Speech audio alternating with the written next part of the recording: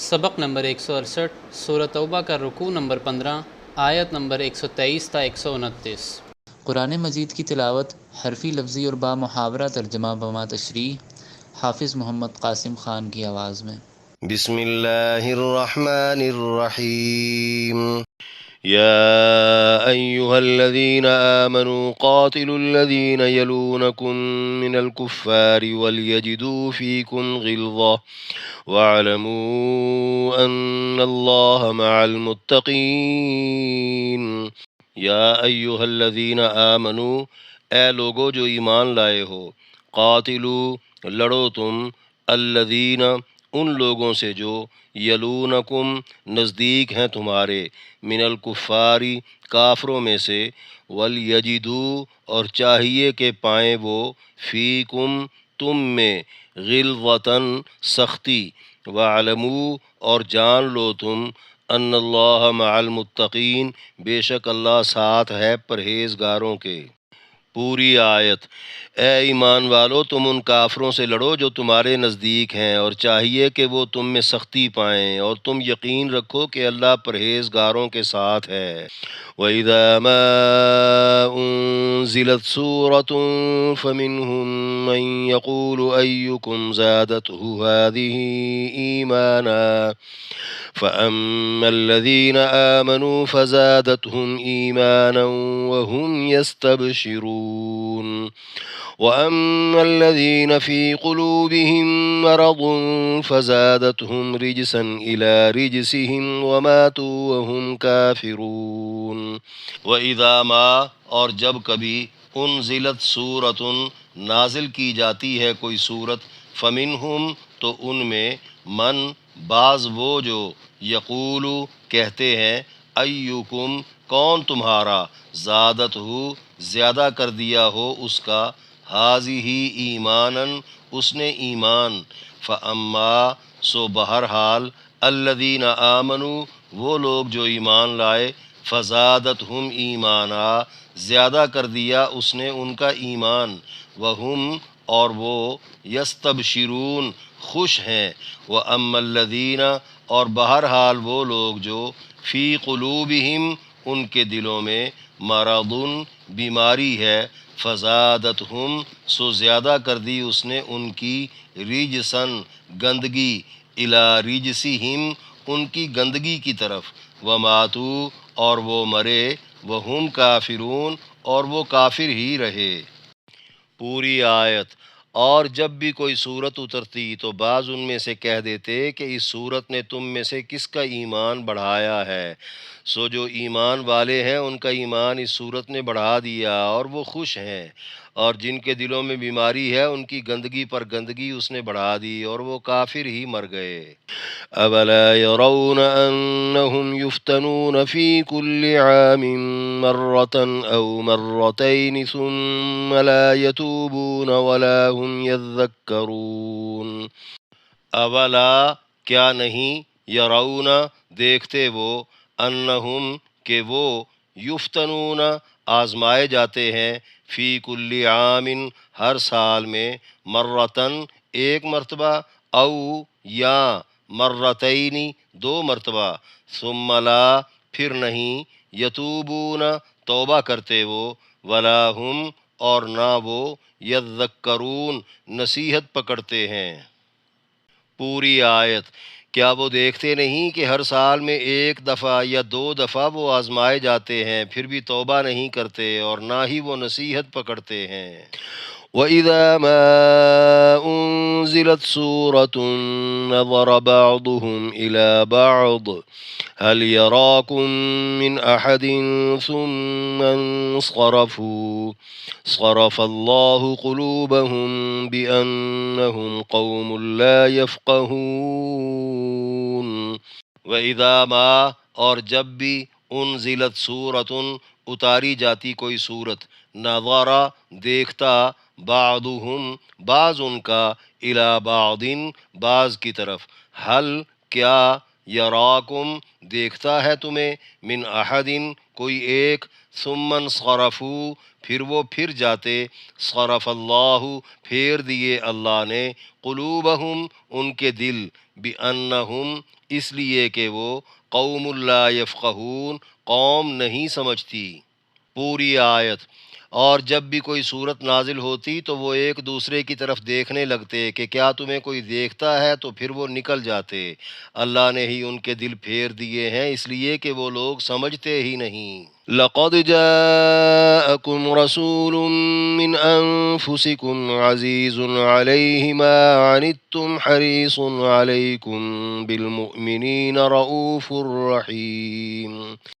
لقد تحقیق جاءکم رسول آیا تمہارے پاس ایک رسول، من انفسکم تمہاری جانوں سے، عزیز گراں ہے، علیہ اس پر، ما وہ جو، عنتم تکلیف پہنچی تمہیں، حریص حریص ہے، علیکم تم پر، بالمؤمنین مومنوں کے ساتھ، رؤوف شفیق ہے، رحیم مہربان ہے۔ پوری آیت۔ تحقیق تمہارے پاس تمہیں میں سے ایک رسول آیا ہے جسے تمہاری تکلیف گراں محسوس ہوتی ہے اور تمہاری بھلائی پر وہ حریص ہے، اور مومنوں کے معاملے میں تو نہایت شفیق مہربان ہے۔ فَإِن تَوَلَّوْا فَقُلْ حَسْبِيَ اللَّهُ لَا إِلَٰهَ إِلَّا هُوَ عَلَيْهِ تَوَكَّلْتُ وَهُوَ رَبُّ الْعَرْشِ الْعَظِيمِ۔ فَإِن پھر اگر، تولوا منہ موڑ لیں وہ، فقل تو آپ کہہ دیں، حسبی اللہ کافی ہے مجھے اللہ، لا الہ الا ہوا نہیں کوئی معبود مگر وہی، علیہ اسی پر، توکلت بھروسہ کیا ہے میں نے، وہوا اور وہ، رب العرش العظیم عرش عظیم کا رب ہے۔ پوری آیت۔ پھر اگر وہ روگردانی کریں تو آپ کہہ دیں میرے لیے اللہ ہی کافی ہے جس کے سوا کوئی معبود نہیں، اسی پر میں بھروسہ رکھتا ہوں اور وہی عرش عظیم کا مالک ہے۔ سورہ توبہ کے آخری رکوع میں درج 7 آیات کی تشریح۔ آیت نمبر 123، یا ایھا الذین آمنوا قاتلوا سے واعلموا ان اللہ مع المتقین تک۔ فرمایا، اے ایمان والو تم ان کافروں سے لڑو جو تمہارے نزدیک ہیں، اور چاہیے کہ وہ تم میں سختی پائیں، اور تم یقین رکھو کہ اللہ پرہیزگاروں کے ساتھ ہے۔ یعنی دور والوں کی بجائے نزدیک والے کافروں سے لڑنا ہوگا۔ یہ نزدیکی علاقے اور رشتے دونوں اعتبار سے ہے۔ اگر علاقہ مراد لیں تو مطلب ہوگا جس طرح پہلے مدینہ کے آس پاس یہودی قبائل کی مرمت کی گئی، بعد میں مکہ اور عرب کے دوسرے شہر فتح کیے گئے، اسی طرح اب دیگر ممالک کی بجائے شام کی طرف رخ کیا جائے، جو عراق اور مصر وغیرہ سے بھی مدینہ کے زیادہ نزدیک ہے۔ چنانچہ موتا اور تبوک کی جنگ یہیں پر ہوئی۔ اور اگر نسبت و رشتہ مراد لیں تو مطلب ہوگا سورت کے آغاز میں درج ہدایات کے مطابق امن معاہدے ختم کر کے مشرکین سے جنگ کی جائے، اس سلسلے میں قرابت داری کا لحاظ نہ رکھا جائے تا وقتے کہ وہ سب کلمہ پڑھ لیں یا حجاز مقدس سے نکل جائیں۔ اس کے بعد منزل بمنزل اور درجہ بدرجہ جہاد کا دائرہ وسیع کیا جائے، اور خدا کی خاطر جنگ کے علاوہ بھی کفار کو سختی دکھائی جائے تاکہ ان پر رعب طاری رہے۔ یہ پرہیزگاری کی علامت ہے، اور خدا پرہیزگاروں کا مددگار ہے۔ در حقیقت بذریعہ جہاد اللہ کی حاکمیت کا قیام ایک بھلائی ہے۔ دور والوں کی نسبت نزدیک والے کافر اس کے زیادہ حقدار ہیں، جس طرح اصلاح و تبلیغ میں بھی نزدیک والوں کو مقدم رکھا جاتا ہے۔ نبی علیہ السلام کو بھی یہی حکم تھا کہ پہلے اپنے قریبی رشتہ داروں کو ڈرائیے۔ اہل علم کا اتفاق ہے، کفار کی آبادیوں سے متصل جہاں کہیں مسلمان رہتے ہوں، انہی کی ذمہ داری ہے کہ ضرورت پڑنے پر وہ اپنے پڑوسی کافروں سے جہاد کریں۔ ہاں اگر کمزور پڑ جائیں یا جہاد ترک کر دیں تو پھر جو ان کے پڑوس میں مسلمان ہیں یہ فریضہ ان کی طرف منتقل ہو جائے گا۔ اہل تصوف اسی آیت سے یہ مفہوم بھی اخذ کرتے ہیں کہ نفس کے خلاف جہاد کیا جائے، کیونکہ انسان کے قریب تر اس کے اپنے نفس سے زیادہ اور کوئی نہیں۔ آیت نمبر 124 125، وَإِذَا مَا أُنزِلَتْ سُورَةٌ سے وَمَاتُوا وَهُمْ كَافِرُونَ تک۔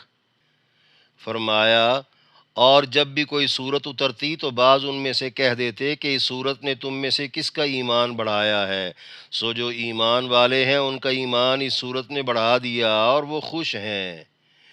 یعنی منافقت کی ایک نشانی آیتوں پر یا ایمان والوں پر طنز کرنا بھی ہے۔ سورۃ الانفال کی آیت نمبر 4 میں ارشاد تھا، اور جب ان کے سامنے آیتیں تلاوت کی جاتیں تو ان کا ایمان بڑھ جاتا۔ منافقین اس بات کو لے کر ہر مرتبہ آیت نازل ہونے پر طنزاً کہتے کہ کس کے ایمان میں اضافہ ہوا؟ جواب آیا کہ ایمان والوں کے ایمان میں اضافہ ہوا اور وہ خوش ہیں۔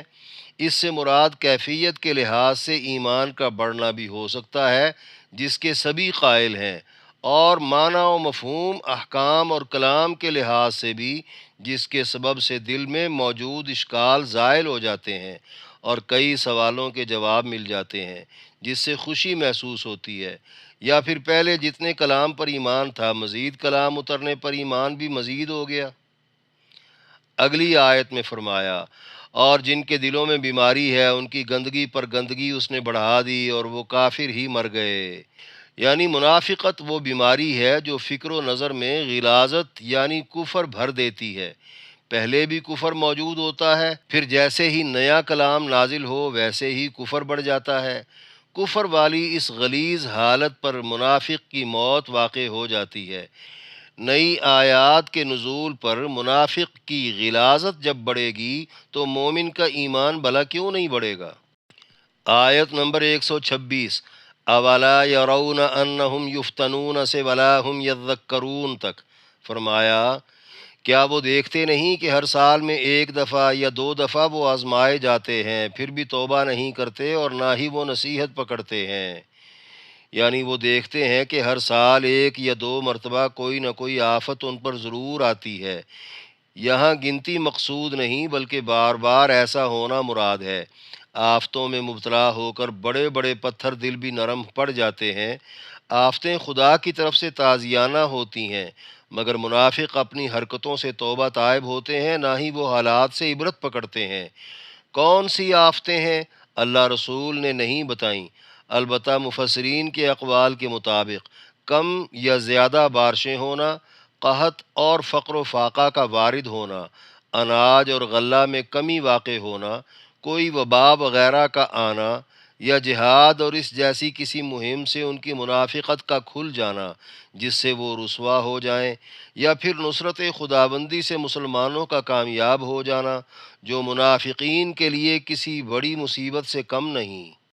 آیت نمبر 127، وَإِذَا مَا أُنزِلَتْ سُورَةٌ سے قوم لا يفقهون تک فرمایا، اور جب بھی کوئی صورت نازل ہوتی تو وہ ایک دوسرے کی طرف دیکھنے لگتے کہ کیا تمہیں کوئی دیکھتا ہے، تو پھر وہ نکل جاتے۔